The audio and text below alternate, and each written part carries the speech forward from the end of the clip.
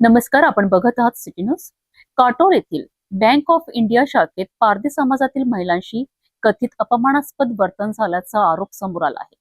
या घटनेनंतर प्रहार संघटनेने आक्रमक भूमिका घेत बँकेतच जोरदार निषेध नोंदविला आहे.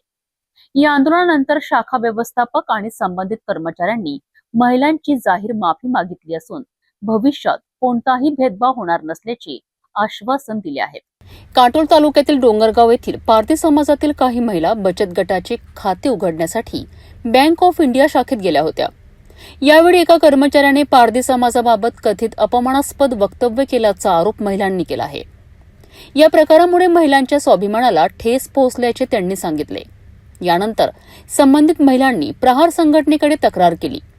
तक्रारीची गंभीर दखल घेत प्रहारचे काटोल नरखेड विधानसभा प्रमुख दिनेश निंबाडकर, अजय पांडे, अभिनय सातपुते तसेच पारधी समाजाच्या प्रतिनिधी नेहा राजपूत यांच्या नेतृत्वाखाली मोठ्या संख्येने महिला बँकेत दाखल झाल्यात.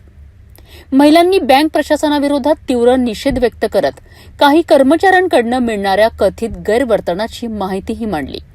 तुमच्याबद्दल म्हटलं नाही मला माझ्या मनात असा काय आहे तुमच्याबद्दल. तुम्ही बँकेत या, खाते उघडा. जर काय वाटलं माझ्याकडून काय चूक झालं तर मला क्षमा करा. नाही जे बोलले त्याबद्दल बोला. तुम्ही काय बोलले? मी काहीच नाही म्हटलं सर. मी क्षमा मागून झालो. कॅरेक्टरवर बोलणं व्यवस्थित नसते. कारण की माहिती आहे तुम्ही पारधी समाजाच्या विरोधात बोलत आहे. आज पण माहिती आहे जातीचा भेदभाव आहे सर.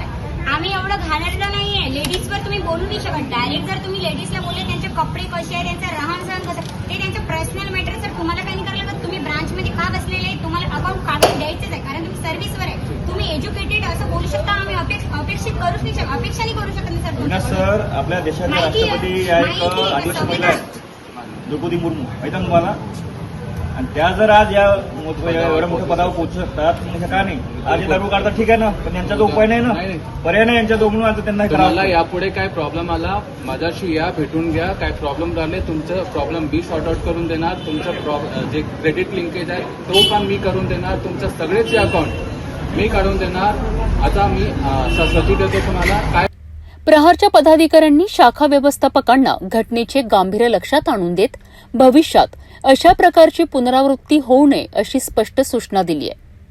चर्चेनंतर शाखा व्यवस्थापक आणि संबंधित कर्मचाऱ्यांनी उपस्थित महिलांची जाहीर माफी मागितली.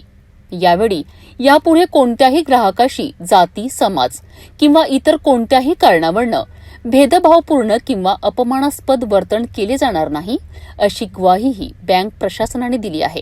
तो नहीं बोला होगा पर यदि ऐसा है उसके लिए भी मैं पूरे बैंक स्टाफ की तरफ से क्षमा चाहता हूं और आगे ऐसा रिपीट ना हो. और जो भी अकाउंट ओपनिंग रहेगी वो हम कंप्लीट करके देते हैं और आगे भी ऐसा पुनरावृत्ति इसकी ना हो. यानंतर संबंधित महिलांच्या बचत गटाची खाती तत्काळ उघडण्यात आली. या निर्णयानंतर महिलांनी समाधान व्यक्त केले असून सामाजिक सन्मानासाठी प्रहार संघटनेने घेतलेल्या भूमिकेचे स्वागत केलेत. हे ऐकून खूपच वाईट वाटलं. ऍक्च्युली डॉक्टर बाबासाहेब आंबेडकरांनी आपल्याला संविधानाचा अधिकार दिलेला आहे, सर्वांना समान अधिकार दिलेला आहे. यामध्ये कोणीही जातीभेद बाळगू नये असं त्यांनी स्पष्ट म्हटलेलं आहे. असं असताना देखील आज आपल्या या समाजामध्ये पारधी समाज म्हणा किंवा इतर समाजामध्ये बँक कर्मचारी अशा प्रकारची वागणूक देतात हे ऐकून खरोखर वाईट वाटत आहे. या घटनेचा आम्ही प्रहार संघटनेच्या वतीने या ठिकाणी तीव्र निषेध व्यक्त करतोय आणि संबंधित बँक कर्मचाऱ्यांना या ठिकाणी त्यांना या ठिकाणी त्या केलेल्या वृत्ताची जाहीर माफी मागावी. अन्यथा या बँक ऑफ इंडिया शाखा काटोलच्या समोर आम्ही या ठिकाणी या पारधी समाजाला घेऊन निश्चितच या आंदोलनाच्या विरोधात धरणे आंदोलन या ठिकाणी करणार आहोत. म्हणून माझी त्यांना विनंती आहे की आपण आपल्या तोंडून जे काही वाक्य निघाले असेल त्या घटनेचा या ठिकाणी जाहीर त्यांनी निषेध म्हणून आम्हाला एक पत्र या ठिकाणी द्यावं आणि त्यांची जाहीर माफी मागावी. काटोलमधील या प्रकरणानंतर बँक प्रशासनाने माफी मागत भविष्यात भेदभाव होणार नसल्याचे आश्वासन दिले आहे. मात्र सार्वजनिक सेवांमध्ये प्रत्येक नागरिकाला समान आणि सन्मानाची वागणूक मिळणे ही सर्वात मोठी अपेक्षा आहे.